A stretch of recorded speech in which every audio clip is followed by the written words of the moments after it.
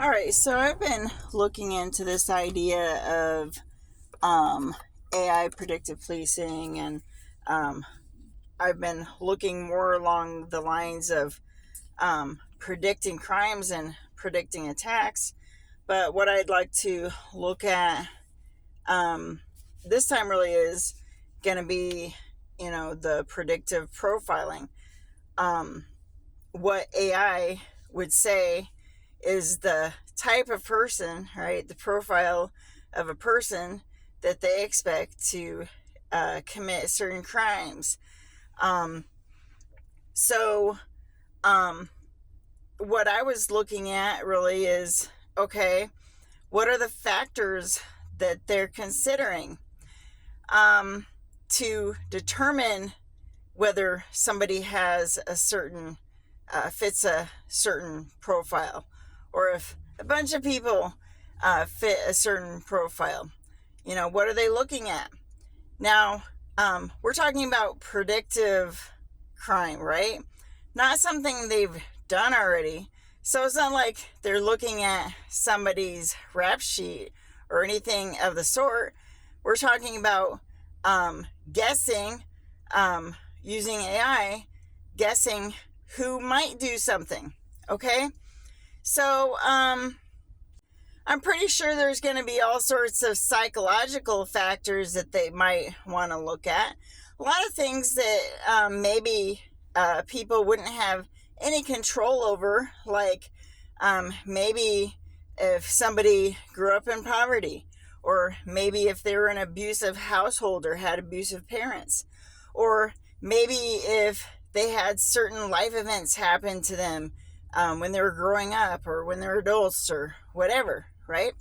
All sorts of things. They had certain medical conditions, all sorts of things that. When did we give our government the right to look into all this crap and make decisions about us about it, right? So there's all sorts of issues that we could probably have with, what are the factors they're looking at? And is that really fair to decide, oh, this person's a danger because they had these life experiences, okay? And then punish them in advance for it. So what I was looking at was, okay, they couldn't really do what they get away with what they did in Minority Report, just straight arresting people because they're, precogs or whatever said they were going to do something, right? I don't see them getting away with that in our society and people just sitting back and being like, oh, okay, well, the AI said they were going to be a bad guy, so they must be right and they have to go to jail. So I don't see that happening. But what I do see happening is that maybe they would try to monitor them excessively throughout their life, from whatever point they decided they fit a certain profile that, they had to be concerned with them, right? So there would be the idea that maybe they would be following them around everywhere as if they were wearing some kind of ankle bracelets or something. They didn't do any crime, but, they're getting tracked everywhere. Okay? And then there's the idea that maybe every time they drive by or walk by or whatever, the police officer gets alerted that, oh, you have a potential violent criminal or whatever in the vicinity of you, and it would point them out.